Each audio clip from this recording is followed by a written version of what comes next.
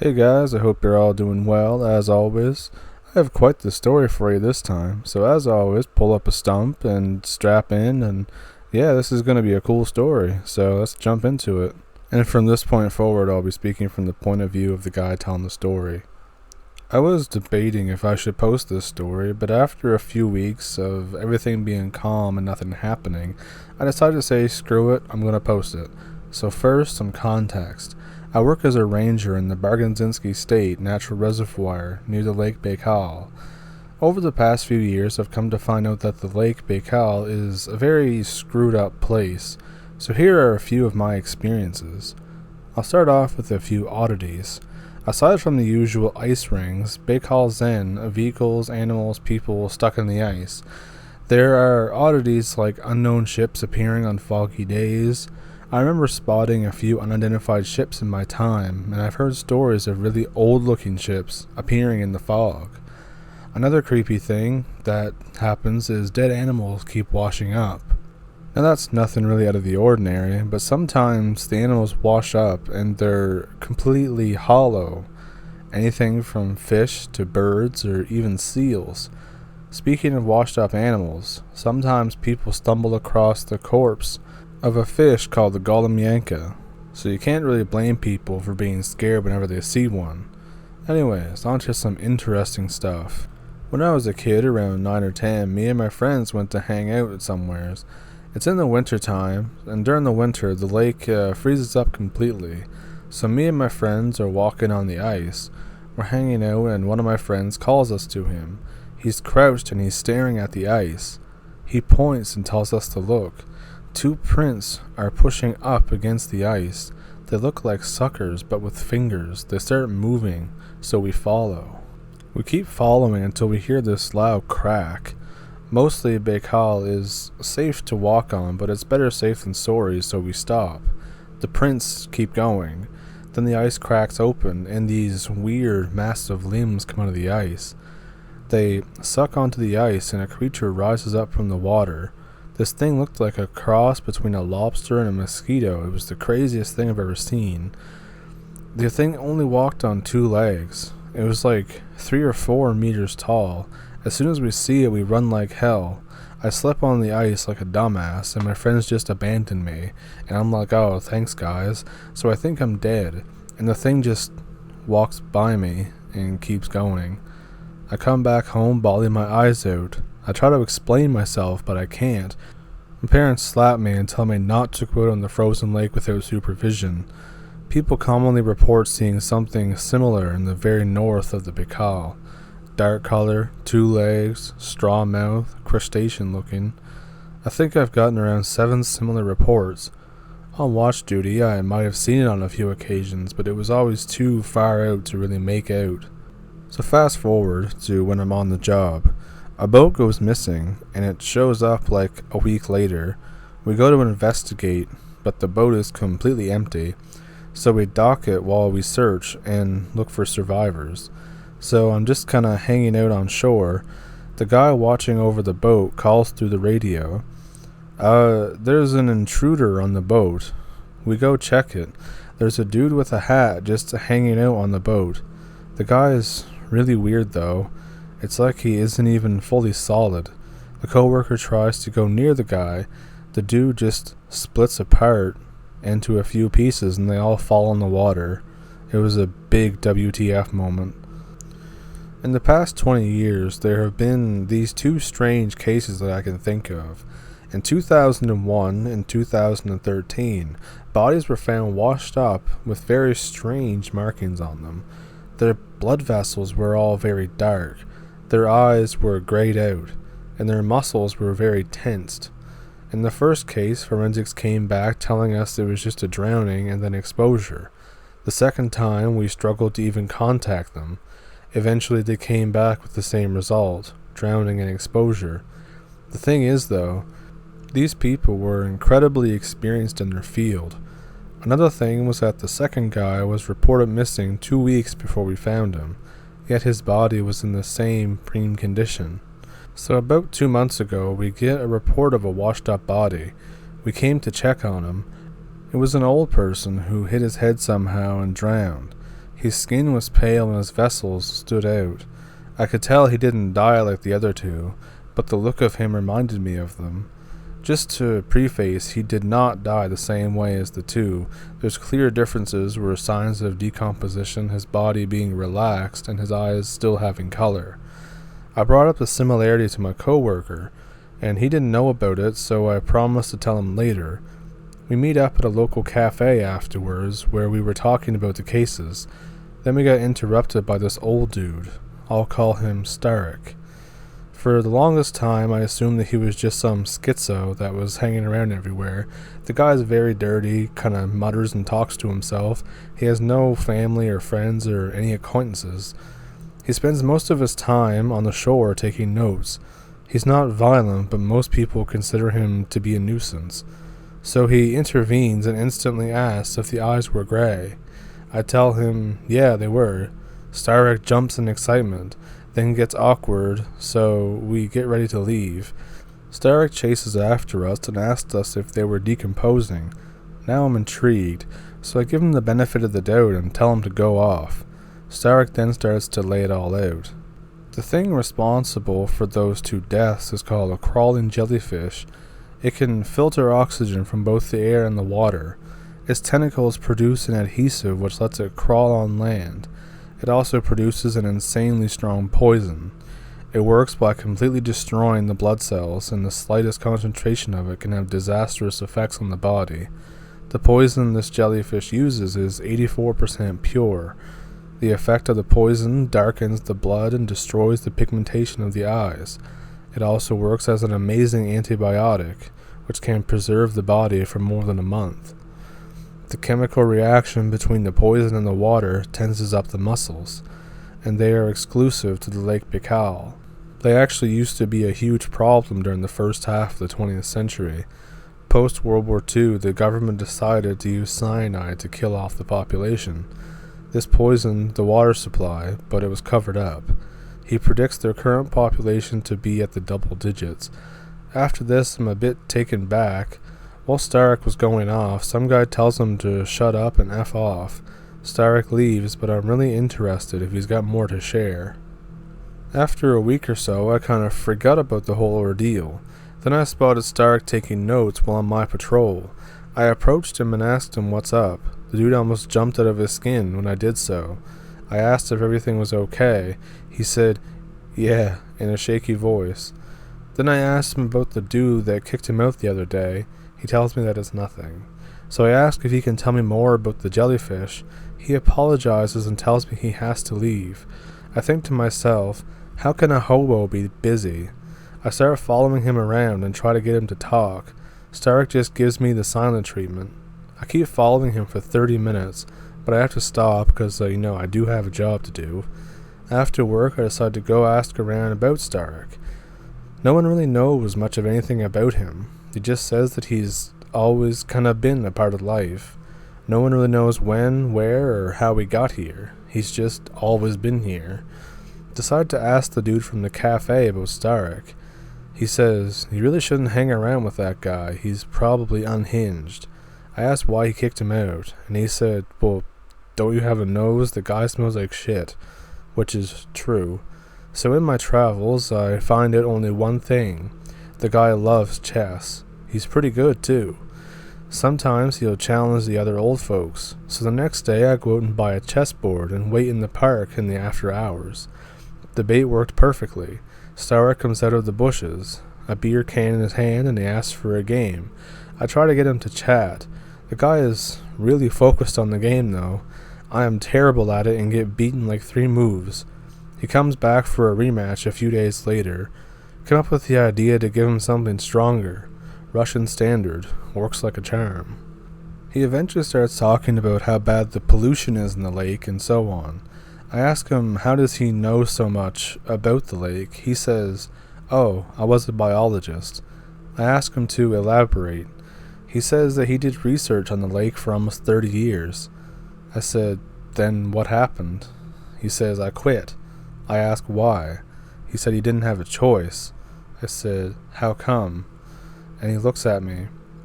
Do you want to know something cool? I say, He says, "Come on, I'll show you something that'll blow you away." So I agree. I don't want to get gutted in some crack den, so I bring a knife just in case. Along the way, he says, "You know, you're a good kid. I'm in my 30s. Who cares? You're still young. That's why you have to see what I have." And I think, alright. So we go to his makeshift home, and inside is this VCR and 2 tapes. They're both labeled, but something about 1988, 1 and 2. And I ask him, "What is this?" He says, "Cool, eh? You kids probably never seen it before." I ask him if he got the TV from the period too. No. And then I say I have to get an adapter, but no local stores have one, so I have to ship it. It cost an arm and a leg, to be honest. After 4 days, though, it's finally here. So I get to Starrick's shack, and he's not happy. He tells me that I used him. We get into a heated argument. Eventually, he breaks. "For God's sake, fine, if you want to watch them so bad, let's go already." I told him that he's not going to get near my apartment without a shower. But eventually he did convince me to let him use mine. So after he showers, no joke, it became a gas chamber. So we finally hook up the VCR afterwards, and it's insane how much care he put into maintaining it. We boot up the first tape. It's 2 hours long. Around a third of it is just the inside of a sub with nothing happening. While this is happening, I decide to ask Starrick to explain how and why he has these. Here's what he told me. It turns out that he was an important researcher during the Soviet era. The reason for this mission happening is because while making a topographical scans, the Soviet Union discovered that the lake is actually deeper than previously thought. The scan showed that past the 1,600-meter bottom, the lake continues. This is because stronger sonar can penetrate, quote, the false bottom. And I say, what is the false bottom? He explained it as a layer of dense, viscous underwater brine. Past this false bottom, the lake continues for another 1,200 meters. It is located at the center of the lake.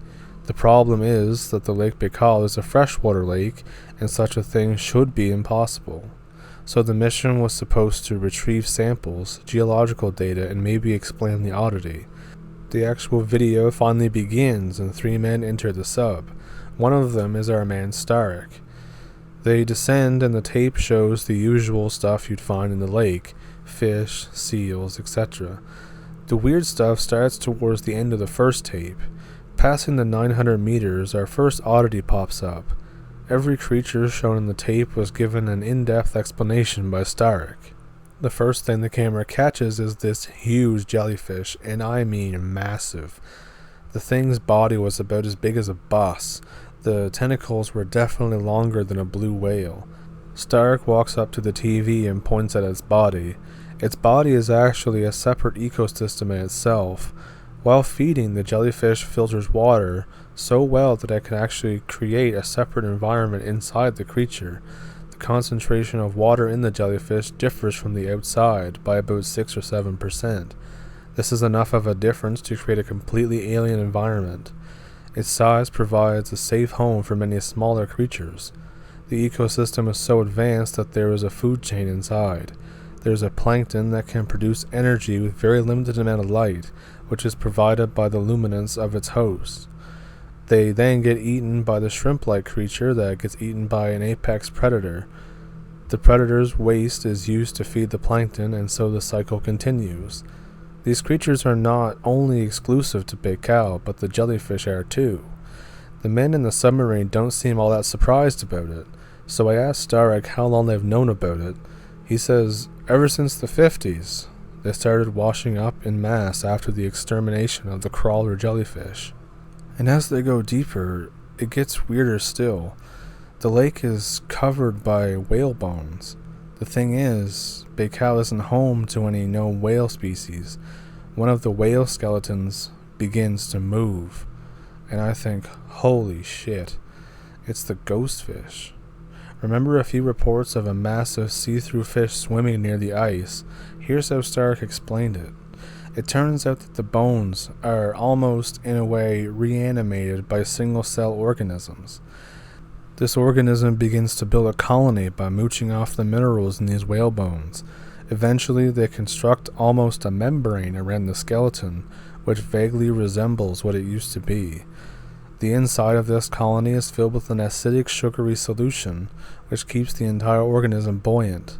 It then travels the lake in its new source of food, being microorganisms that it digests using the solution.